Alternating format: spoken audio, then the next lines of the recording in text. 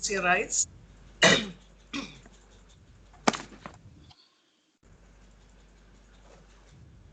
And we chant Om 3 times, breathing in.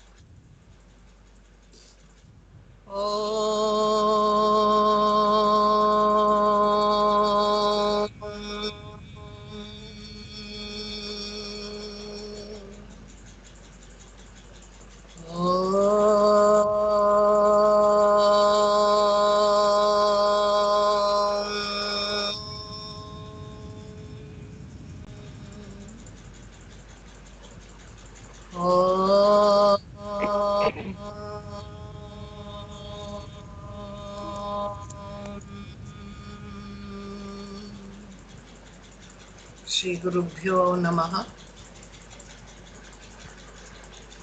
Okay. Do you remember where we left off last time?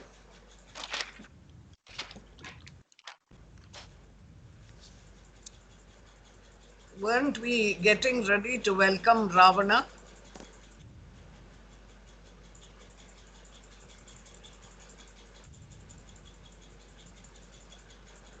I can't hear you.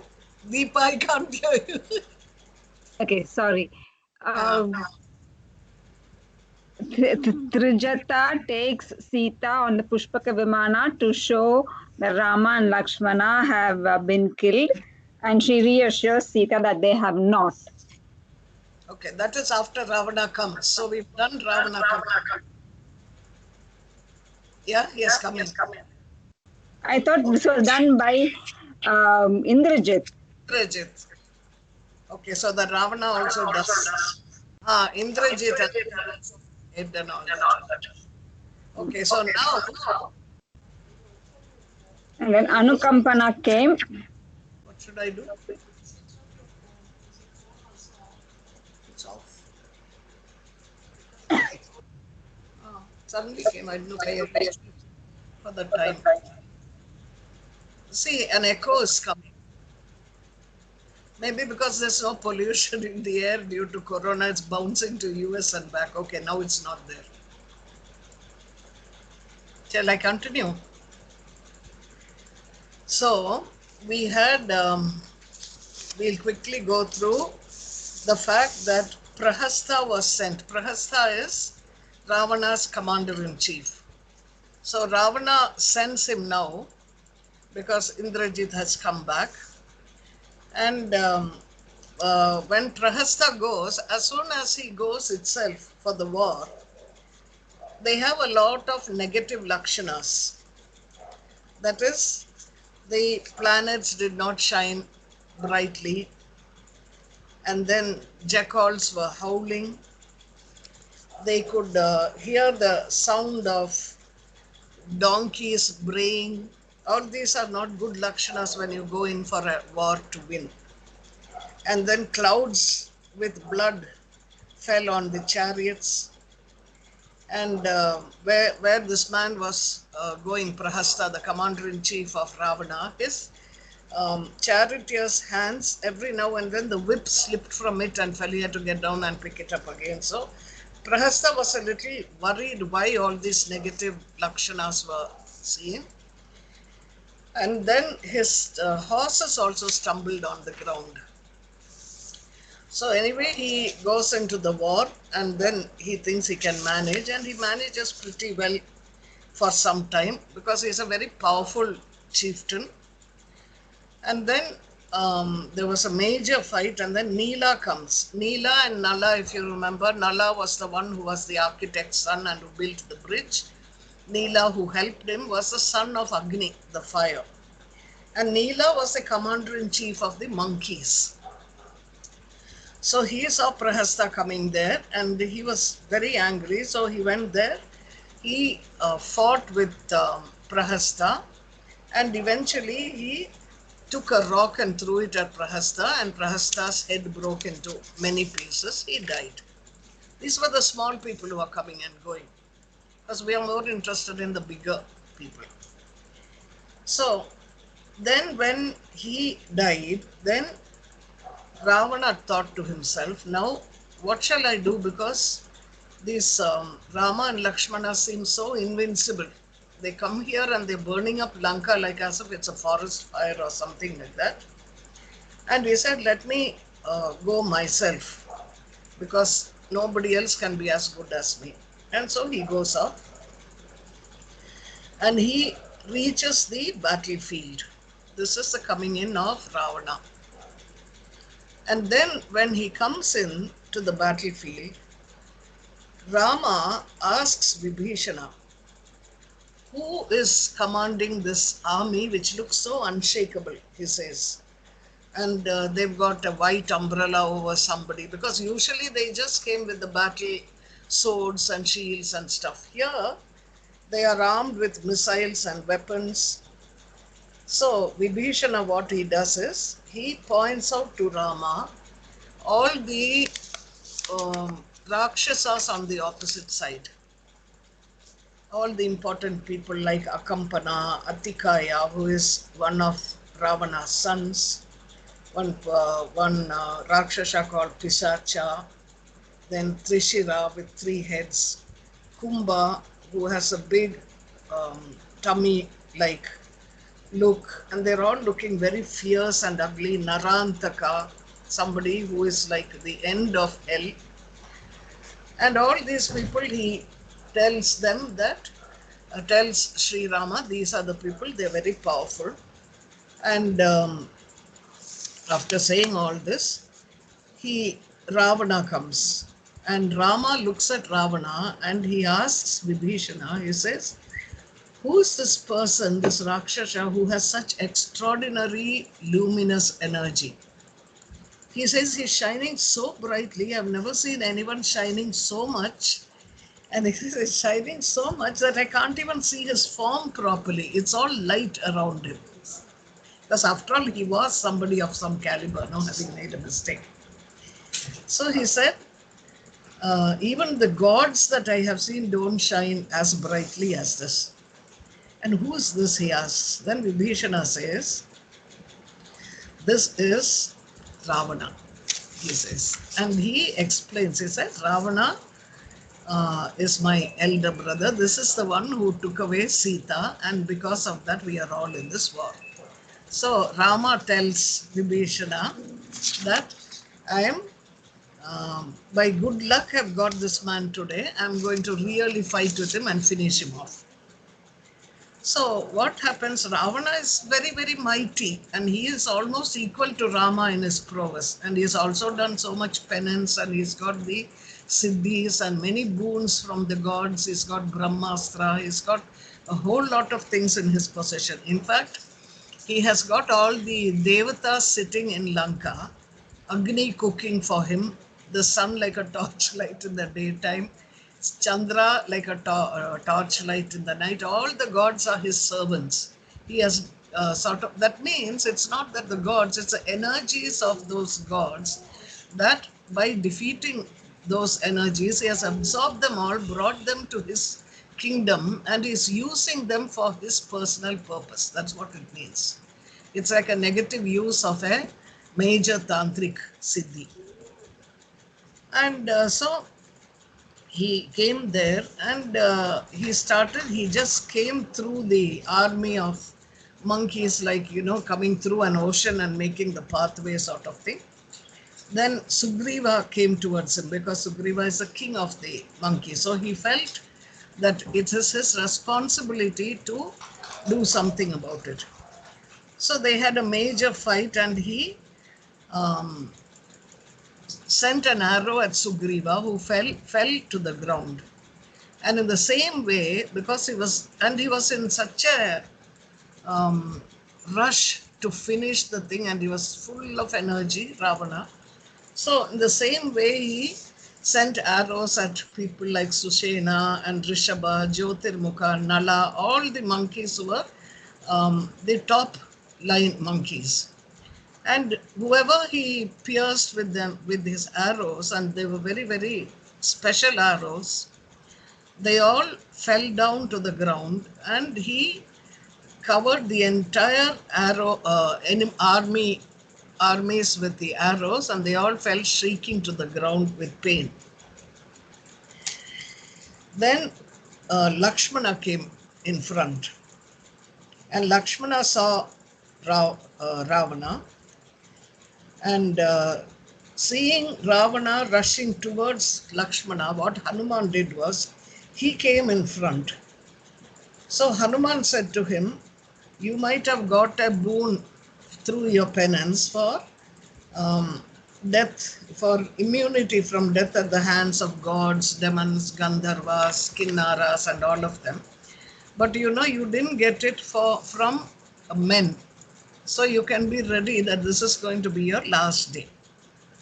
And he says, when I hit you with my right hand, your subtle body, not only your regular body will die, physical body, your subtle body, Sukshma Sharira, which is made of the 5 Pancha Mahabhutas, he says all this.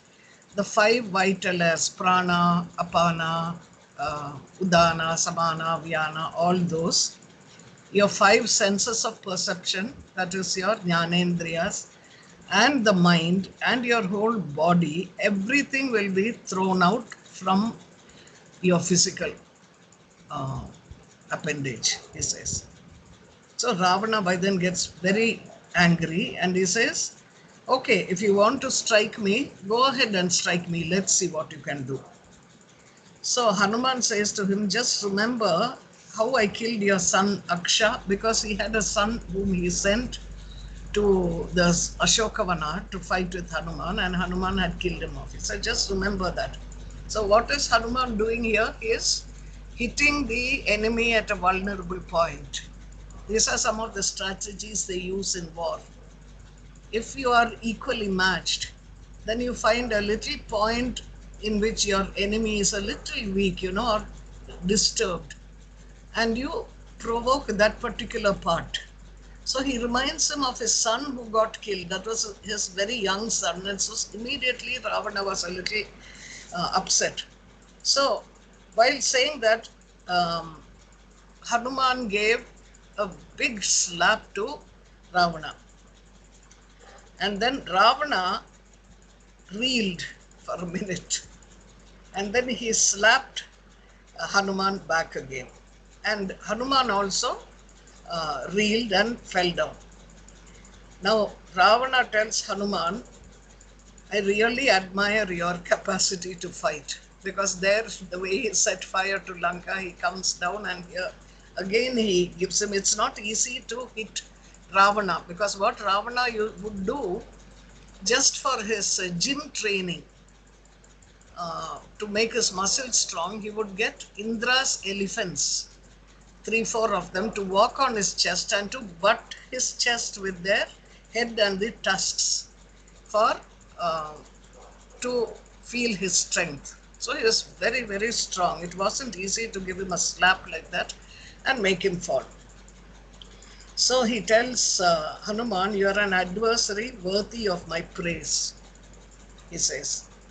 And Hanuman says, what a pity that my valor that you praise so much was not able to kill you at this moment. So Ravana got very angry. He took his right fist and he again brought it down on Hanuman's chest, and Hanuman fell down.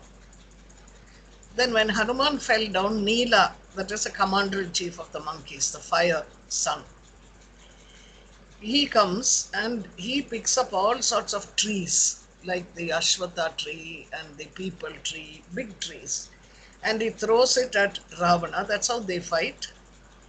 And Ravana sent arrows that completely pierced Neela, and eventually Neela fell down. Then Lakshmana and Hanuman again were looking, and they saw what Neela did was, after he fell down, suddenly he got up and he jumped on top of Ravana's chariot, jumped on the flag, then he jumped down on the chariot, then he jumped on the charioteer, and whenever Ravana tried to catch him, he was so nimble that even Ravana was wonderstruck at this chap's agility. So anyway, he invoked the with an arrow, a missile um, presided over by Agni, and he sent it at Neela. Now Neela was burning all over because of that arrow, but this arrow could have killed him completely because this will not fail. Because Neela was the son of Agni. His father's grace and his own energy, he made him just fall to the ground and he didn't die.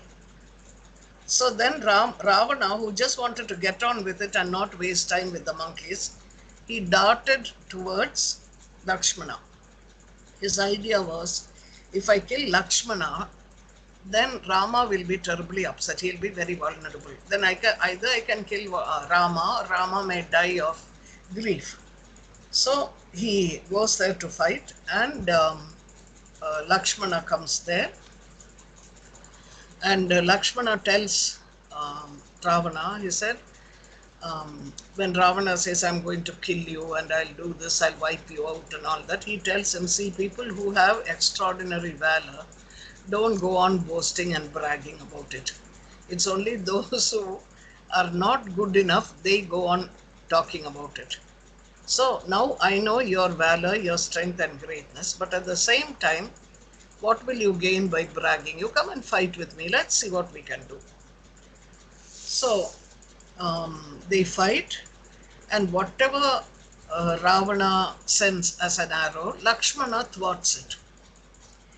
And then Ravana, he is so astonished and very impressed with Lakshmana's skills.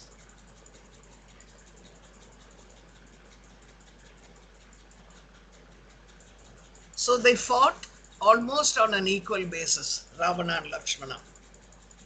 And then he struck Lakshmana on the forehead with something like a Brahmastra that had the power of the Brahma in it. And Lakshmana tried to hold his senses. He was sort of like semi-conscious. Then he struck Ravana with the semi-consciousness, and the king, that is Ravana, swooned and fell down. Then he was bathed in blood. So what did he do? He was so angry, Ravana, he took a major javelin, which was very, very powerful, and he threw it at Lakshmana. It hit Lakshmana, and Lakshmana fell down, and he lay down on the ground, losing his consciousness. When that happened, Ravana thought he was very smart. He thought, let me get this chap and take him off to Lanka, because then Sita will know what has happened and Ravana will know his brother is gone. We can torture him or kill him or something like that. That will demoralize Rama. So he went to pick up Lakshmana. When he went to pick up Lakshmana, what Lakshmana did was, even though he was half conscious only, he remembered that he was Adisesha avatar. That is, he was a part of Vishnu. He remembered that and he invoked that power into himself, and he became so tough to lift up that Ravana struggled and could not lift him up. Then when Hanuman saw this, he came to Ravana and he gave him one hit on the chest with the fist, and Hanuman falls down. So, Ravana, and Hanuman picks up Lakshmana like as if he's a flower, so lightly he took him, and then he went and put him on Rama's lap. Many years later, when they are returning in the Pushpaka Vimana to Ayodhya, Rama will ask Lakshmana, remember all the places we went? He would be showing Sita, this is Kishkinda, where you threw the jewels. This is where you were kidnapped. This is where we grieved for some time. This is Ahalya's place. And showing all these places on the way back, he will ask Lakshmana, which part of our journey did you love the best? And Lakshmana says, from the arms of a saint to the lap of Bhagavan. So this is the episode is referring to how Hanuman picked him up and put him in Rama's lap, his head. Because it's said that when Jatayu was killed, then Rama takes Jatayu and puts him in his lap. And eventually he gives him moksha and he does the rituals and all for him. So when Jatayu was on Rama's lap and Rama was caressing it was dying. Jatayu was waiting to see Ravana and give him the news. At that time, I believe a small desire came up in Lakshmana's mind. I wish I too could be on Rama's lap like that and caressed by him. So this was the opportunity that came when Ravana knocked him down. So then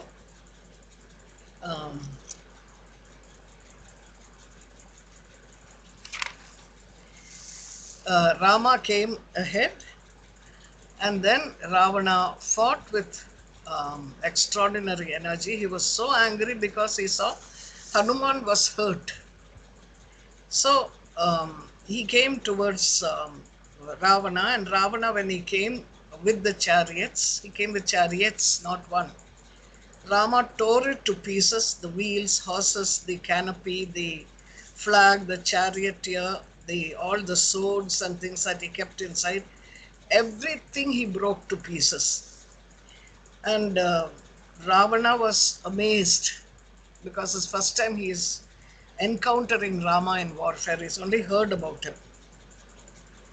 And finally he hit him on the chest, on his chest.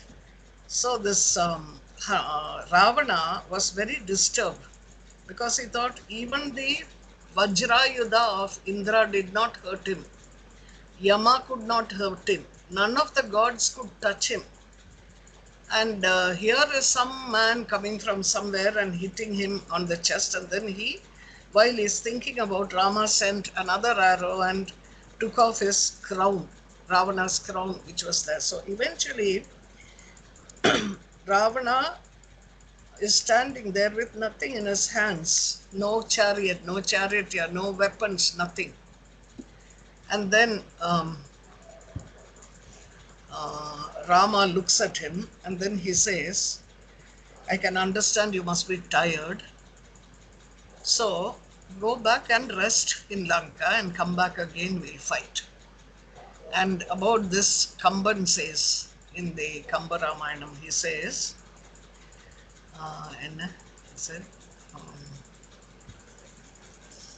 Kadan Petran Nenjan Pol, Kalanginan Ilangai Vendan. That is like a man who has become a debtor. In that way, because his pride was smashed, his ego was smashed, because he was a very Rajasic person, no, Ravana. And here he is not only lost his army, everything, but a man is telling him, you go home, rest and come back. He could have killed him then and there. You go rest and come back. Nothing could hurt his pride and his vanity more than that. So he goes back, and for some strange feeling, he was a little afraid of Rama. That apprehension a little bit came into his mind. Because he, having seen Rama, something is kindled in the archetype. No, this was his Ishta Devata at one time, and he was Jaya, Vijaya, one of the two. And he knows something is happening, that is coming to his end. Things are changing, like the corona, you put everything off in a different way. This is not the way I predicted things, that's what he's thinking. So then he goes back to Lanka, and he's looking a bit lost when he's talking, and then he calls his ministers. And he tells them, see, I remember now that whatever I did as tapasya at one time, I was utterly defeated just by a mere mortal. I had defeated Indra, I had defeated Yama, I had defeated Shani. Everybody except Vishnu and Shiva I had fought with. and defeated them. And now with just a ordinary human being, he has shaken me up so much. Then he says, now I'm remembering that terrible warning that Brahma said. He said, uh, you will be immune from everything else, but human beings and mortals and monkeys will be your death. He said, now I'm remembering that. And then he says that I was cursed by various other people also. For example, when Parvati and Shiva were sitting on Kailash mountain, this Ravana wanted to show off how strong he was. So he lifted the whole mountain up and they were shaken there. And all the gods who were standing around were so scared. Shiva put his right foot big toe and just pressed that mountain down. So the Kailasha went and stuck itself on Ravana's head. He was underneath, so he couldn't move from there. And Uma, that is Parvati, she was so mad with him for doing that. She said, one day a woman will be responsible for your death, she said. So he remembers that. And then he remembers Nandishvara, that is, who is with Shiva. When he goes to see Shiva one time, Nandishvara, he is not very good looking, Nandishvara. So what Ravana did, he looked at him and made fun of his face. So Nandishvara cursed him, said that when somebody with funny faces like me, meaning the monkeys, come to fight with you, that'll be your end. So he had all this in his pocket. And then there was another person called Ramba, and he wanted, Ramba was going to her wedding with Ravana's son. Son means his brother's son. Brother's son, Kubera's son. On the way, he sees this girl and he simply cannot help himself. So he goes and tries to drag her. And then she says, the next time she escapes, and she says, the next time you touch another woman who is not willing, you will die, she says. So now he's remembering all this. And he's saying, perhaps this is the time that has come. But anyway, what is the point of thinking about all that and feeling sorry? We've got into the war. We might as well continue. Then he remembers Kumbhakarna, his brother. And he says, the stupid fellow, he sleeps for 9 or 10 months. He even gave me an philosophical discussion one time saying, return Sita. And then he goes off to sleep after saying all that. And he said he's addicted to this sleep. And what's the point of having a brother who is strong and so powerful, but he's sleeping all the time? So he tells his Rakshasas, go and wake him up. Now we have to remember one thing. That is, there was Brahma, the creator. Brahma had a few mind-born sons, the Saptarishis. One of them was Pulastya. Pulastya and Agastya were brothers. This Pulastya had a son called Vajashrava. And Vajashrava had 2 wives. One was Ilida, and through her he got Kubera as a son. And the other one was Kaikesi. Kaikesi was half demon sort of, but she was very attractive and things like that. So he married her and he had 3 children. These 3 were Ravana, Kumbhakarna and Vibhishana. Now Kubera's other name is Vaishravana. Now Vaishravana means one who can hear well. On the contrary, Ravana means a roaring person, the one who roars. Because Rajas will always roar. Wherever anybody is around, a person with Rajas is always proclaiming how they are the best and how nothing can be beyond them. And if nobody notices, they're trying to get attention from people. So if they are in public, they'll say how wonderful I am, how I've done this. You know, when somebody, I've always said this, somebody donates a tube light to the big temple, they'll put so Ashwath Narayana and Sons Limited, blah, blah. So until half that light will be gone with that printing on top. So they have to make themselves known. This is Ravana. Then the Kumbhakarna is tamasic because he's all the time sleeping and eating. In fact, there is a story that when he was a child, as soon as he was born, in a few days, he was so hungry, he ate up 10,000 Rakshasas. So Brahma and Saraswati were a little worried because if this is the way he is going to do eat for one day, soon the earth will be without population. So what will we do? So they kept an eye on him. And when the time came for him to ask for a boon at penance, after penance, he was going to say Nirdevata. Nirdevata. That is, there shouldn't be any devatas. So Saraswati quickly came and sat on his tongue, and he, being tamasic, did not have the alertness or the awareness. So he said, Nidrevata, I want to sleep. So Brahma and Saraswati and all the gods were very happy because at that time they didn't think he'll get into all this trouble. Their idea was that if he was alive, he would eat up so many people. So if he sleeps for a while, then he won't eat. So then Ravana came to him and he begged and pleaded. He said, see, he just made a mistake. Just keep certain specific times when he can sleep and times when he can be woken up. So Brahma says, okay, that's okay then. Let him sleep for 6 months, wake up for one day and go back to sleep for 6 months. That's how they made it. And that one day, if he is woken up before the 6 months are over, untimely, that particular time he'll die, they said. So they would let him sleep as much as he wanted. Now, Ravana tells all these Rakshasas, go and wake up Kumbhakarna. So they go to Kumbhakarna. As they are entering his huge house, which is some 8 miles width and length and all that, they are swept out by a gust of wind. Then they realize that is his breathing. When he is sleeping, he breathes out, with a snore. And that breathing out is like a great cyclone wind. It sweeps them out. So every time they keep coming, going out, they manage to come to him. And then he is lying there and he's snoring like a hissing, like a big serpent. He's making that sound. And every time he's sitting, they are all trying to get closer to him because his breath is sweeping them away. And there is a odor of fat and blood from his unrinsed mouth because he's just eaten and gone off to sleep. So now you have to wake him up, no? So what to do?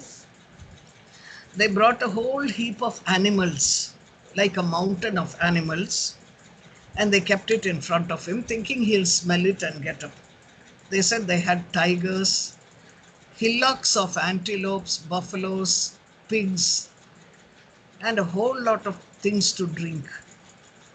So then he wouldn't get up. They put sandal paste on him, he didn't get up. Then the Rakshasas started beating on drums and conches, and then they made sounds, they roared, they clapped their hands, then they went and beat up Kumbhakarna. He slept continuously. Then they took major weapons like maces and things like that, and they started beating him with it. He slept through the whole thing. Then about 10,000 of the Rakshasas came and they kept striking him on all sides and roaring and making so much noise. Still he was sleeping. Then they sent horses, camels, donkeys, and elephants to walk on him. So they were all walking up and down, and these people were beating the drums and making all sorts of sounds and beating him with heavy logs and mallets and things like that. And with all that, this chap didn't wake up at all. Then they didn't know what to do. They started shouting. Some of them tore his hair out. Some of them bit his ears. Some of them poured hundreds of pails of water on him. He didn't get up. Then suddenly he started feeling hungry. The minute he felt hungry, he opened his eyes a little bit, and he looked like he was Rudra, Kala, come to finish off everybody. So all of them ran away because they were scared. And he sat and he saw all those buffaloes and wild boars and all that are piled up, full ones, not cut or anything. So he quickly caught them all and ate them up. And then he drank up the fat and the wine that was kept and everything. And then he slowly became a little awake, not fully awake. He said, "Why did you wake me when I was sleeping?" It couldn't be for some trivial reason. It must be something great, very important from the armies, from some attacking army. Otherwise, my brother wouldn't have allowed you to come and wake me up like that. So these people said, "See, we have no danger from gods. There is a big danger from a mortal. This has come from which is greater than even the Devatas and the other Rakshasas fighting with us. This whole city was laid on fire. Prince Aksha was killed. Even Ravana himself went to fight with Rama, and he also had to come back without doing anything." One of the commentators says when Ravana tells Rama, "Go today, come back tomorrow." When he says that, all Ravana had to do was to use one mudra. That is the Anjali mudra. That's why they say it's the best mudra in the world. All he had to do was namaskar. But he had made a vow that he would never bow down his head to anybody. Because as a child, his mother would, when the children were playing, one day they looked up and they saw Kubera going in the Pushpaka Vimana. So she calls the children and she says, "Look, there's your elder brother. See how partial your father is. He's got so much wealth and money and things like that. And he's got a Pushpaka Vimana. And look at you, you're all just nothing, just playing in the sand like this." So that day, Ravana made up his mind that one day he would go and fight and he would get that Pushpaka Vimana for himself. So he fought with Kubera. He brought him as a slave and he made him in charge of his account books, because Kubera is the charge of wealth, no? And then he got Kubera to sit there and he took his Pushpaka Vimana and he started using it for himself. Then he asks, he says, Kumbhakarna says, "I'm going to go and gorge the eyes of all the monkeys and I'll eat them up and all that, and I'll drink up the blood of Rama and Lakshmana. Then I'll go and meet Ravana." So one of the warriors there says, "No, no, don't do that. You should conquer the enemies only after going and getting the king's command. So you better go and meet Ravana." So he says, okay, he goes to Ravana. And he's had by then 2,000 buckets of wine. And so he's slightly inebriated. And when he is coming on the road to Ravana's palace, the monkeys see him around and they all turn around and run because they can't understand who is this huge, huge mountain of a man. So Rama, who takes up his bow at that time, and he asks this one, Vibhishana, he says, "Who's this?" He says, "He looks like Narayana who has manifested as Vamana," how he measured the three spaces, earth, heaven, and the interspace, with just 2 footsteps like that. This chap looks, he's so huge and he's so astonished. He said, "I've seen all sorts of people, but I've never seen any being like this before," Rama says. And Rama as Paramatma is the one who has actually created Kumbhakarna also. But this is what he's saying. And then Vibhishana says to him, yeah, and he tells him the story of how he ate up all those Rakshasas at birth, and how he fought with Indra and Varuna and defeated all of them. And he says that is why they sat on his tongue, Saraswati, because Vibhishana, being very sattvic, has got so much goodness in him that he is already on the spiritual journey, having allied with Rama. So he has these intuitive, he can see what happened and why things are happening. So he becomes as a good advisor. Then, meanwhile, Kumbhakarna goes to Ravana's palace, and Ravana tells him, see, what we thought about at that time when we had a decision after consulting Vibhishana and others. He says, remember when Rama comes to the seashore, crossing over the bridge, Ravana asks all the ministers, including Vibhishana and Kumbhakarna, for a day. He says, what shall we do? And some of the Rakshasas say, why don't we give Sita back? And somebody will say, no, why do you have to give back? All that they had a talk. And at that time, Kumbhakarna had told him, you know this, if somebody can cross the ocean and come like this, it's not an ordinary man. You better be careful. It could very well be that he is Mahavishnu and she is like Agni, she's the goddess of death. You better give her back. But at that time, Ravana doesn't listen to him. So Kumbhakarna is telling him, when we made a final decision and you did not trust us who told you for your welfare, you went with what these silly ministers told you, okay, we can fight, we can do this, we can do that. And because you had pride in your prowess, you did not take the consequences in your mind. Then he gives him, actually Kumbhakarna, when he was young, he is just tamasic. He did not want to commit any sins. He was not violent by nature. Only when he goes into war, he is violent. And so at one time, Narada teaches him philosophy. So he is quite a philosopher, this Kumbhakarna. So then he tells Ravana, any king must take into consideration the 5 aspects of the 3 duties when you have a hostile king who is moving along the right path. So what are these 5 aspects of action? That is, the method of initiating an action in warfare, personality and material of the opposite army, you have to find out and work upon it. Time and place of action, that's very important. The muhurta, the lakshana, all that is important. Make a provision against mischance. Supposing you don't get him at that time, you have to do something to prevent further damage. And the chances of success. These are the 5 things that must be taken up by any king before he goes into war. And then he says, the scriptures also say that the king has 3 duties with reference to his enemies. That is, Sama, Dana, Danda.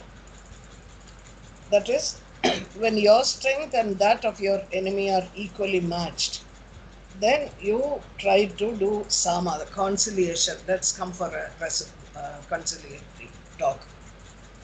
Now, supposing when your power is declining and the enemy is in a thriving state, then at that time, Dana, you give him something. Maybe you can say that I will be your vassal, or why don't you marry my daughter? It's like a gift. Which way? And then when the enemy is declining in power and you are doing well, then you can do danda, punishment. All this the king of any country should be well versed in, otherwise he is going to make an ass of himself. And then he says, the Shastras say that virtue should be pursued in the morning.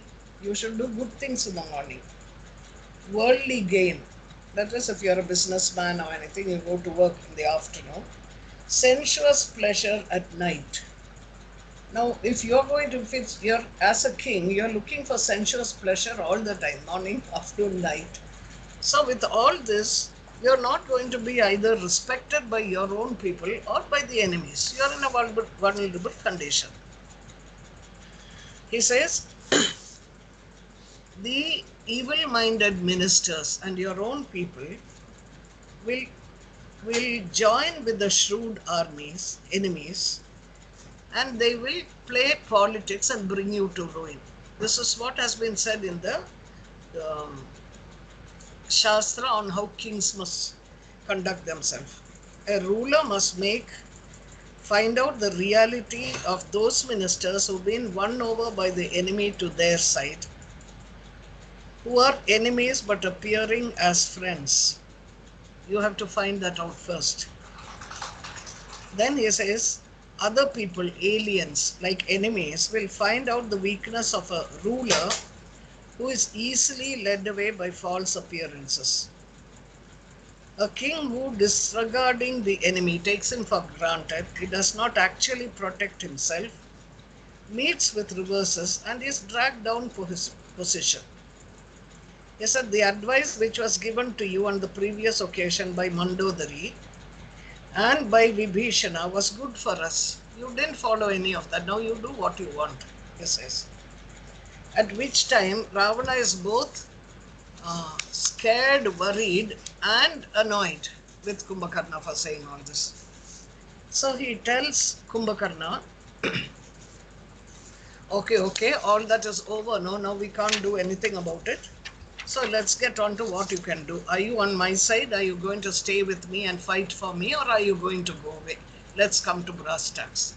So then Kumbhakarna gets annoyed with him. He says, listen, whatever happens, I will certainly stand by you. I'll fight on your behalf, though I have a feeling there is something more to it than an ordinary war, and we are all likely to die in this, he says. And then he goes into the war field.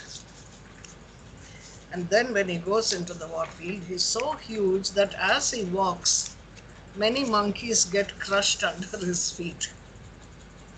Then he catches a few of them, about 8,700 monkeys, and he eats them up. The monkeys are terrified. They're all running away.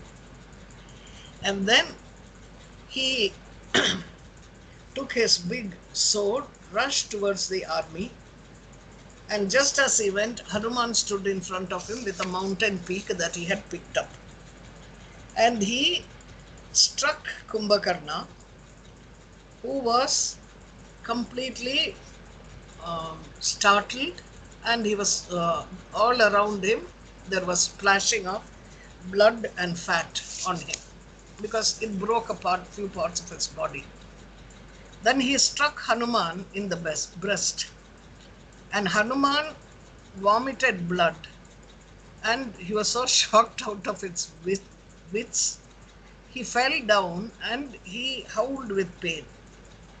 So now what he did, he walked around, the monkeys were fleeing, he ran after them, caught them all and started eating them up.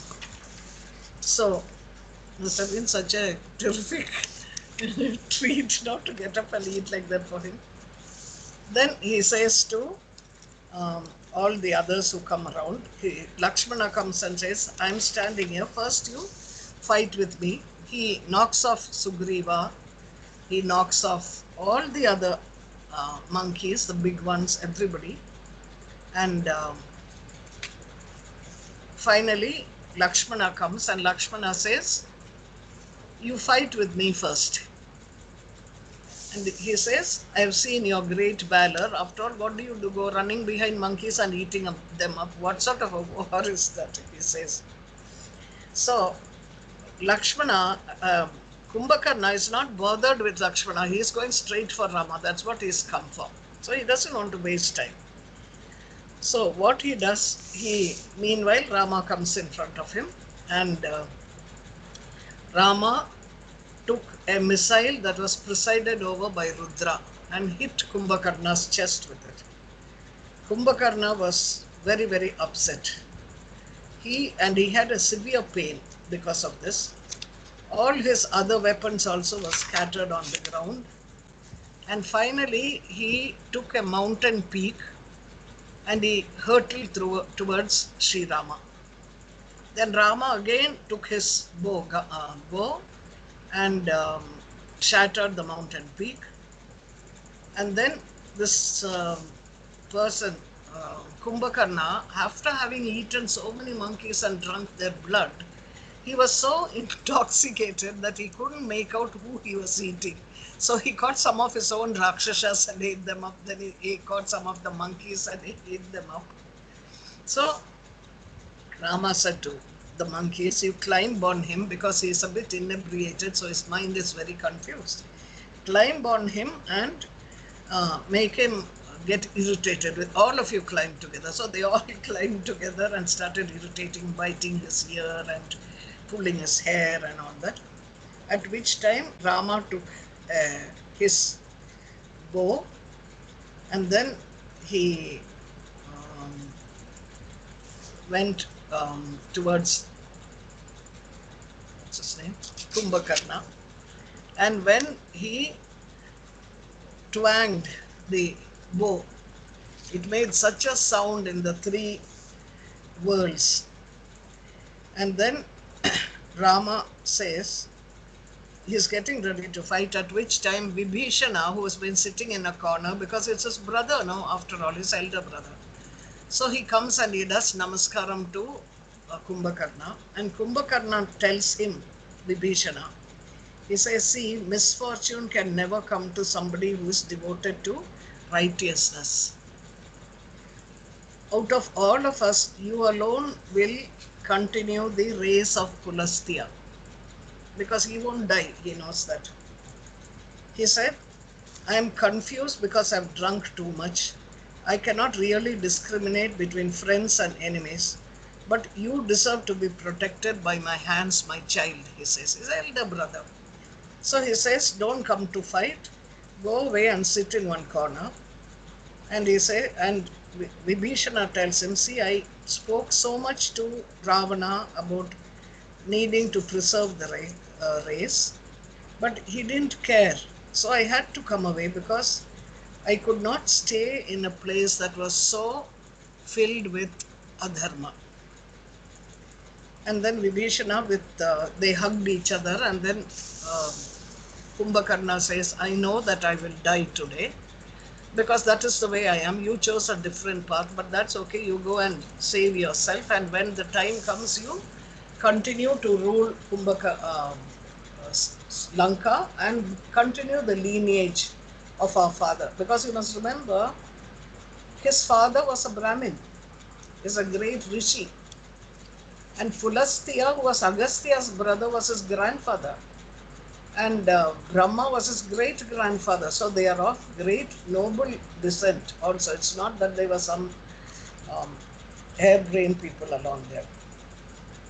So then he comes to fight again with Sri Rama, and what Rama does is he cuts off his right hand.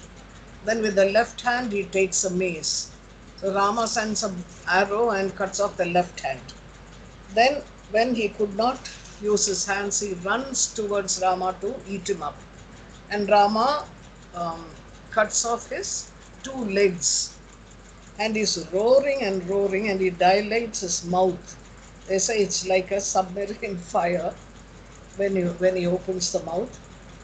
And he's also moaning, and he couldn't speak because he was in pain. Then Rama takes a weapon, a missile, which is like a Brahmastra. He charges it with Indra's mantra, and he sends it, and it goes and cuts off the head of Kumbhakarna. So, having killed Kumbhakarna, all the gods and goddesses and the Apsaras and everybody was so happy because one has gone, no, of the two. Jaya and Vijaya have come as Ravana and Kumbhakarna. So when Kumbhakarna falls, he calls out Jai Shri Ram, he says, and this Atma goes to Rama's feet. So that is the. And then what happens when people come and tell Ravana about what has happened, he goes into terrible grief and is horrified also because everybody is going, and he thought nobody in the universe was stronger than Kumbhakarna. And if somebody could kill Kumbhakarna, he knows that this is not a regular battle. This is going to be my end because it's a much bigger thing than I thought. And he says, this is the high-souled Vibhishana told me about it then itself. But because of my avidya, I did not listen to him. Ever since the Kumbhakarna and Prahasta died, he says, I go on remembering how Vibhishana told me return Sita and make friends, return Sita, make friends. But and I keep feeling so upset because I was the one who expelled Vibhishana, who was trying to help me out actually. All this I'm remembering now, he says. And he says, how could Kumbhakarna, who could not be killed by Indra also, be killed by Rama? And he knows that now this Rama is the Paramatma. But anyway, I've come so far. Having come so far, no point turning back. Because what have I got to live for? So many of my sons have died. My one brother is dead. Another brother is gone away from me. So many of my people have died. The city has been set on fire. What's the point of my continuing to live after all this? He said, and for the first time in his life, he went into a depression. Now, the lesson we have to learn from this, apart from everything else, is that here is this woman who had 3 sons who were Sattva, Rajas, Tamas. Vibhishana was a Sattva guna, Ravana was a Rajasic guna, and Kumbhakarna was a Tamasic.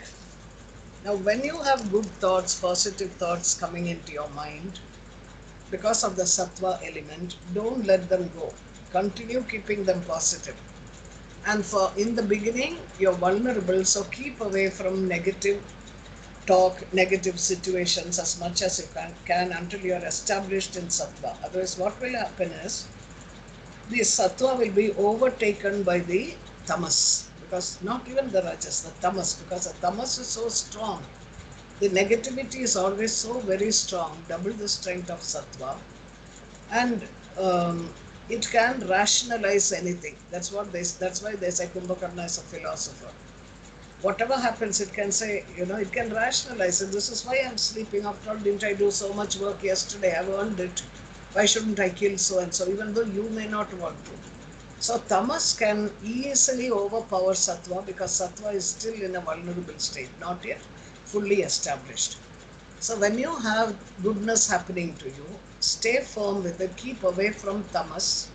That is the Tamas not in the other person, the Tamas within us. Where if the Tamas within us is not looked at, acknowledged and handled, what it will happen is it will attract Tamas from other people. When it attracts Tamas from other people, you will feed each other and the Tamas will become more. I will gossip to you about something negative about somebody. Then when you hear, you'll say, what happened. Then like that, without realizing, will become Tamasic. So keep away from Tamas. Because, and Ravana, if you see, he went in and Rama excused him and said, go back and come again. Because Rajas has to survive till the very end. Only if Rajas survives, the war, even the internal war, will go on. It is your motivation for going on until so much goodness fills you. You're holding on to so much Sattva guna, so that your wisdom will then later lead you to Dharma. Then Dharma will look after itself. Till then, you have to move away from Tamas and Tamasic situations and keep on a sort of a friendly, respect Rajas, because that's like Vibhishana respected Ravana. He may not have agreed with what Ravana did, but you respected him as a brother. So respect the Rajas in you also, because that is your motivation. But move that Rajas towards a Sattvic element and not towards a Tamasic element. That's what we have to learn from this.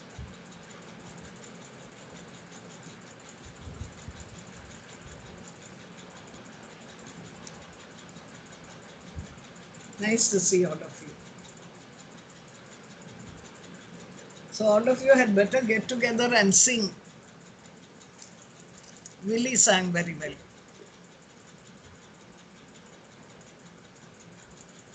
Thank you, Auntie. Thank you. Thank Next you. will be Indrajit and Mahira. We're coming to the end. Hariom. Hariom. Hariom. Hariom. Harita, how are you? Okay.